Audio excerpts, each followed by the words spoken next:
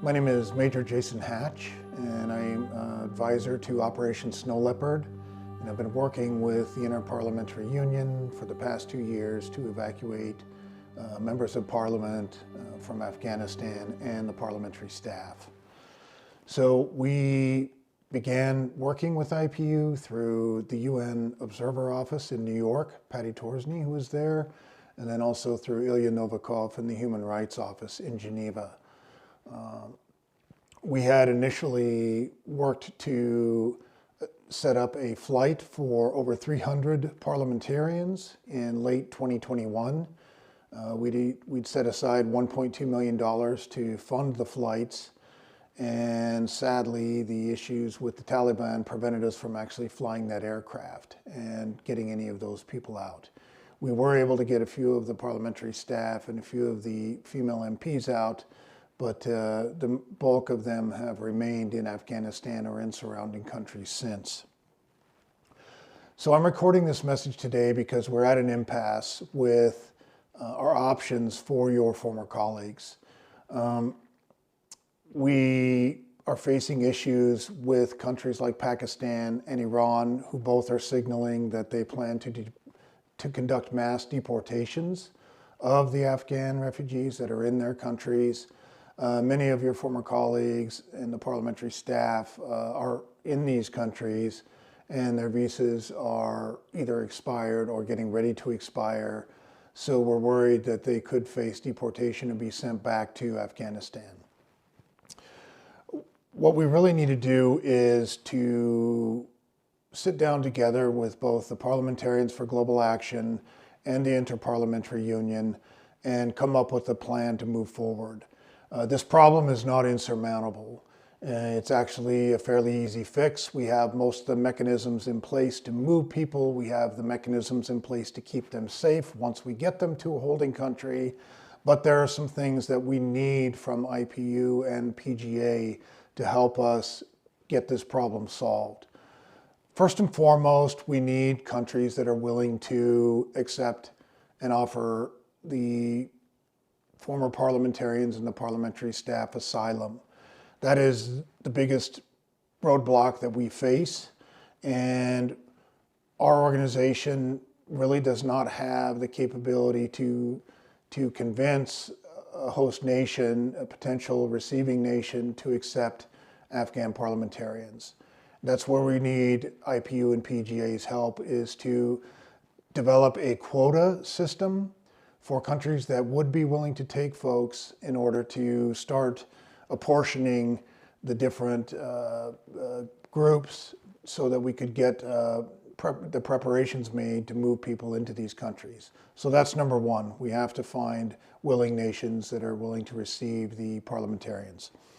Number two, it's going to be critical for IPU and PGA to provide support to their chapter organizations in the countries where the bulk of the MPs and parliamentary staff are residing. So Turkey, Iran, Tajikistan, Uzbekistan, Pakistan are places where a lot of the Afghan refugees have settled. That's where a lot of the parliamentary staff and the parliamentarians are currently waiting. We need to provide an umbrella of security over them. And that's not going to come from Operation Snow Leopard or any other NGO that's out there. That really needs to come from IPU and PGA. You're the only ones that really have the cachet and the bona fides to get that kind of protective umbrella put in place. So we'd recommend doing that. That's number two. And number three is we do need help with convincing the United Nations and the International Organization for Migration to start helping a little bit more on prioritizing these cases for evacuation.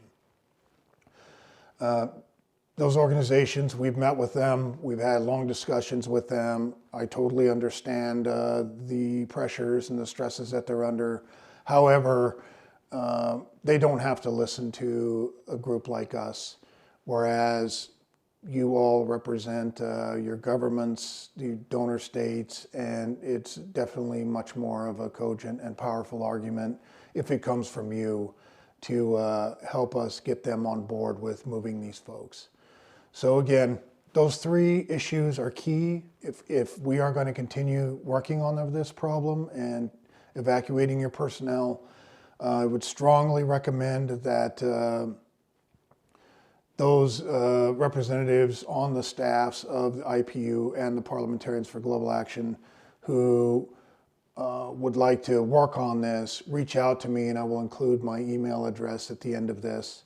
And we can set up a roundtable discussion and an introductory meeting to discuss actually how the process should work. It's not a major problem. We should be able to solve it. However, it's going to take all of us collectively working on this. They need a champion.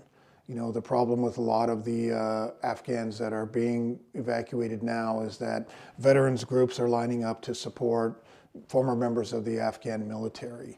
You know, NGOs are moving in to try and help evacuate folks that they had hired and worked for them on their programs. The parliamentarians really don't have a champion, and the bulk of the successful evacuations among the parliamentarians really has come down to them leveraging an individual relationship they had with somebody from the IPU or from the Parliamentarians for Global Action in order to get moved. I would recommend that we have a meeting soon to discuss formalizing a plan to move the remainder of the senators, the MPs, and the parliamentary staff out of danger and into new countries where they can rebuild their lives.